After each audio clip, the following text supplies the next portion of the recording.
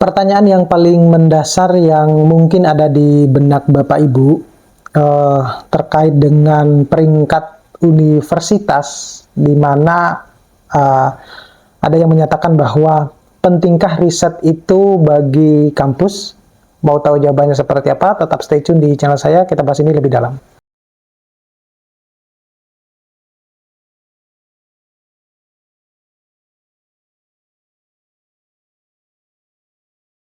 Assalamualaikum warahmatullahi wabarakatuh.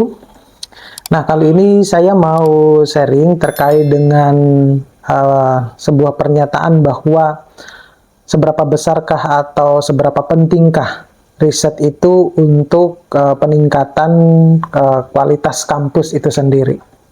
Nah, seperti yang kita ketahui bahwasanya di Indonesia itu juga menerapkan sistem pemeringkatan kampus yang pada akhirnya dibentuk dalam klaster-klaster gitu ya, di mana itu akan menentukan salah satu indikator bahwa apakah kampus kita itu memiliki kualitas yang baik atau tidak.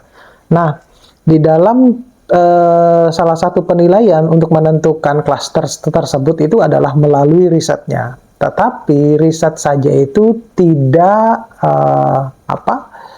cukup sampai hanya di riset saja, tetapi kita dibutuhkan juga untuk mempublikasikan hasil-hasil penelitian kita. Makanya kalau kita lihat ya di skor Sinta afiliasi masing-masing, itu adalah universitas-universitas yang besar ya, yang ternama di Indonesia itu ya pasti akan menempati peringkat yang paling atas ya, setidaknya mereka masuk di 10 besar ataupun 20 besar. Sedangkan jumlah universitas ataupun perguruan tinggi di Indonesia itu 3.000 lebih gitu ya, hampir 4.000-an kalau nggak salah. Nah, itu yang akan menentukan bahwa seberapa besar dana yang akan diterima oleh universitas ketika dosennya itu mengajukan proposal penelitian terkait dengan pemeringkatan kampus. Jadi kalau kita berada pada klaster-klaster yang misalnya klaster madya ataupun klaster utama, tentunya nilai dari jumlah dana yang akan kita terima untuk di riset kita itu juga akan berbeda itu. Jadi kalau mau meningkatkan reputasi suatu universitas, kita mau meningkatkan klaster kita, maka tentunya kita harus bukan hanya sekedar melakukan penelitian, tetapi juga harus memperbanyak publikasi-publikasi, terutama di publikasi di jurnal internasional yang bereputasi ya, yang kredibel gitu. Kita bisa melihat bahwa kampus yang baik itu sebenarnya kampus yang memiliki budaya tulis-menulis yang baik. Nah, karena hal tersebut merupakan roh dari sebuah kampus. Nah, dalam sebuah proses pelaksanaannya di dalam kita membuat atau meningkatkan reputasi suatu kampus yang biasanya data-datanya dilakukan oleh para teman-teman kita yang di bidang LPPM, itu adalah penting bahwa kampus itu menyiapkan anggaran riset dan mengatakan riset itu tidak pernah selesai di situ. Nah, hanya saja ketika ya ada dua sisi yang berbeda ini.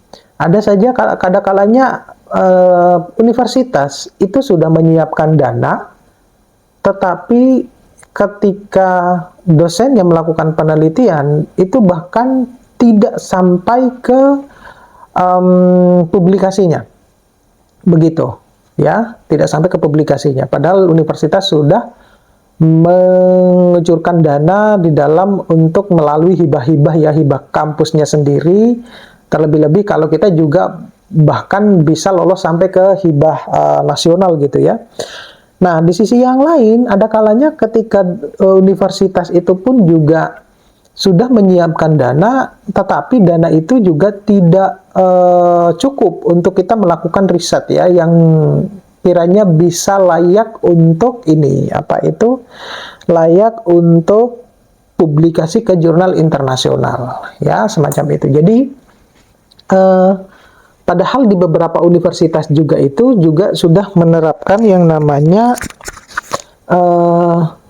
reward ya berupa teman-teman yang bisa berhasil publikasi di jurnal internasional, itu sebenarnya kita harus memberikan apresiasi lebih kepada teman-teman yang mendapatkan yang bisa publikasi di jurnal internasional bereputasi, karena itu tidak gampang ya, tidak mudah ya. Di dalam sesi yang lain itu mengatakan bahwa ini yang saya pelajari ya, negara yang besar itu adalah negara yang kuat risetnya, gitu. Penting pula untuk pihak kampus maupun juga pemerintah itu menyediakan logistik ya dalam rangka menunjang aktivitas penulisan.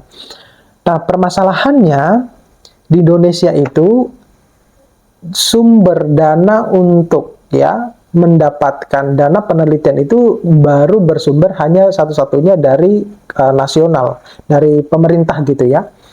Berbeda halnya dengan negara-negara yang lain di mana mereka itu sumber dananya tidak hanya bersumber dari pemerintahan, tetapi juga sumber dananya itu dari industri-industri ya, dari pihak-pihak swasta. Ya, itu yang menjadi kenapa Indonesia itu kalah bersaing dengan negara-negara yang lain. Nah, kalau kita lihat ya, seperti pernyataan yang sudah saya sebutkan bahwa tadi negara yang besar itu adalah negara yang kuat risetnya.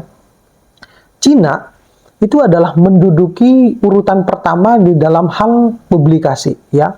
Jadi Cina itu mungkin bisa dikatakan per menit kayaknya dia publikasi. Pasti ada dia per menit gitu.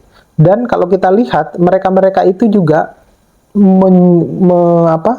menguasai itu editor-editor jurnal-jurnal ternama gitu. Ya karena kenapa demikian? Saya belajar dari salah satu profesor ya yang ada di sini ketika dia berkunjung memberikan source course itu atau kuliah singkat itu, dia menyatakan bahwa kalau kita punya CV yang baik, CV itu maksudnya adalah kita sudah banyak melakukan publikasi ya di jurnal internasional, maka dana riset itu sebenarnya tidak perlu kita cari, dia datang sendiri itu dari negara-negara yang lain dan bahkan itu melakukan kerjasama di bidang riset gitu.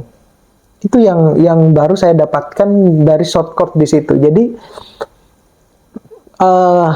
mungkin yang banyak dipertanyakan di Indonesia itu adalah kesiapan dana yang dibutuhkan, yang kita dapatkan untuk membangun sebuah riset yang layak untuk publish di jurnal internasional.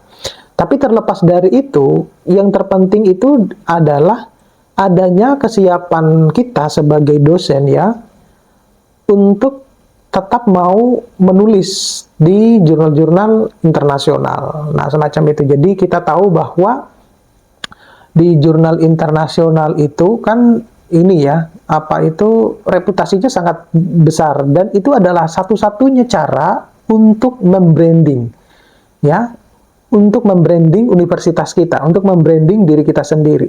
Semacam itu. Jadi kalau universitas kita itu banyak ada di jurnal-jurnal internasional, maka besar kemungkinan universitas-universitas yang lain itu pada akhirnya mau melakukan kerjasama di bidang riset dengan kampus kita. Nah, tetapi kalau dosennya itu tidak mau menulis, ya hanya cuma sekedar untuk pemenuhan, ya udah gue mengajar, melakukan penelitian, melakukan pengabdian, dan juga penunjang-penunjang yang lain, artinya hanya untuk pemenuhan tridharma, tetapi lupa dengan hal yang satu ini, yaitu tentang publikasi di jurnal internasional, maka ya udah, reputasi kampus kita ya hanya cuma sebegitu-begitu aja. Syukur-syukur bisa bertahan pada klaster tertentu, ya jangan-jangan sampai kita turun gitu ke klaster yang lain. Jadi kalau ditanya bahwa seberapa pentingkah riset untuk kualitas kampus kita, yaitu penting banget gitu, karena itu adalah salah satunya cara untuk membranding kampus kita. Terima kasih, mudah-mudahan ini bisa bermanfaat. Kalau memang bermanfaat, jangan lupa untuk share ke teman-temannya yang lain. Akhiri, assalamualaikum warahmatullahi wabarakatuh.